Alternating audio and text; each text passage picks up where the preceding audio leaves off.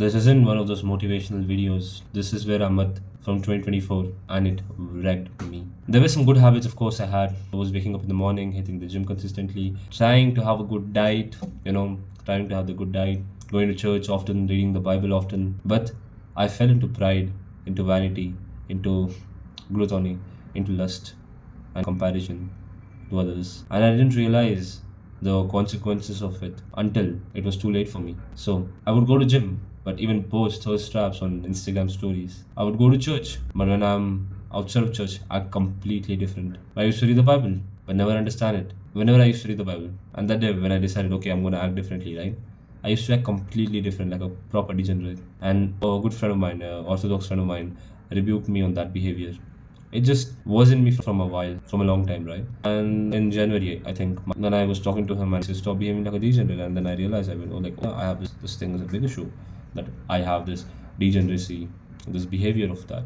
Even though I never fully involved, I was involved in degeneracy, but not fully involved, not addicted, okay? I would post thirst traps on Instagram, seek validation, chase girls, chase lust, and expect love in return. And a priest told me this very important. If you want something, you should do that first. If you want to be loved, you should love others first. Do the action first, and then and don't expect anything from people. So that thing hit me really good, and that's when he said, when you love first and when you do the action first, that's when God is gonna give you the love of your life. Because in this age, we're not really mentally, emotionally, spiritually mature enough to handle love, because we've been taught by social media, and social media is very toxic. I hope anyone, if you're watching this for the first time, bro, just make that in your mind that I absolutely mock social media. If you're using that, you're a kid in my eye. And anyone who uses that, right, you should really consider leaving it. That's it. So yeah, seeking validation on Instagram and all this stuff, that just puts you, and many of my friends as well. I used to have this particular friend. She was depressed, and may God bless her soul, she is no more. So I used to see her stories, and it was a lot of them were for attention. And I'm gonna go deeper. And she told me that she used to have a lot of this, encounters and stuff with men. Another time, I was also into degeneracy, so I was like, okay, yeah, that's fine. You can just try not to do that and stuff. I should have rebuked her, and if I did, she would maybe, if God will, it would be alive. So I realized that being in this kind of apps, the social media, especially Instagram and whatever it is, right, makes you kind of chase the validation. And once you don't chase that, once you are honest and saying truths to your friends, rebuking them if they're wrong, you become hated. That's the reason I never wanted to tell her the truth, because I would be hated then, and I didn't want to be hated, because I was seeking that validation, and that was my God. We make these things as our idols. That's our abomination of dissolution. We make Instagram, we make the validation of people as our God. We make girls, we make anything that comes between you and God, we make it our God. So I got to know, and the reason God shattered them from my life was because they were trying to become God in my life, whilst it's not the truth.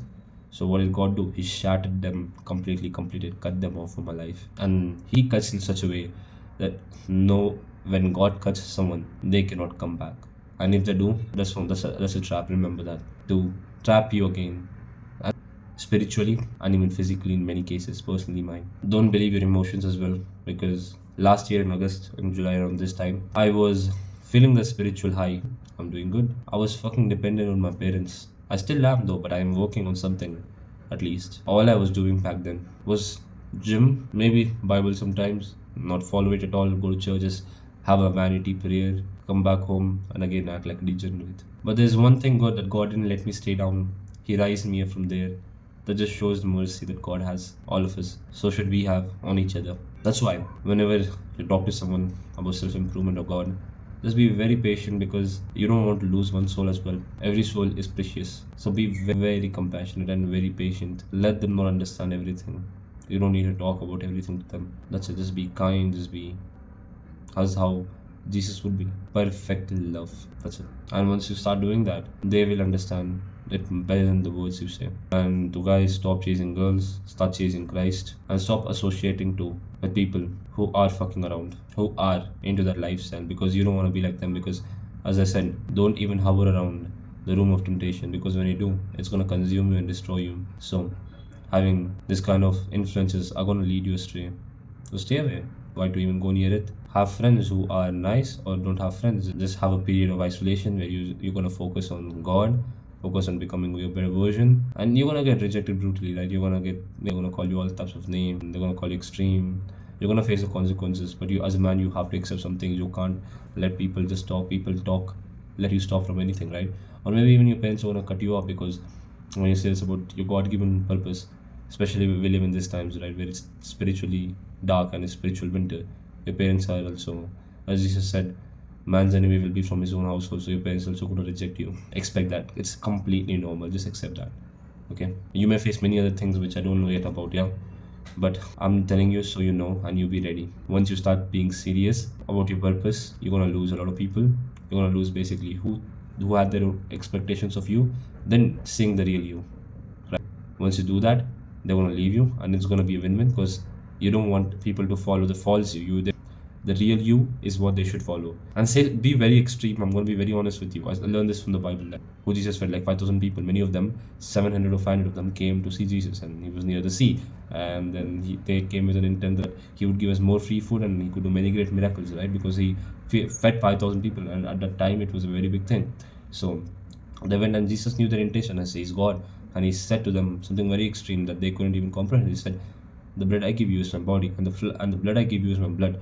They said it's a very hard teaching and left. Only 12 people remained there, and the 12 were the apostles. So remember that you're going to be brutally rejected from 5,000 to 500 or 700 to 12. It's a huge number, but your purpose should be more important for you. As a man, we have to prioritize, and God will give you purpose-driven friends. Then just trust and keep going. That's all. Mwah!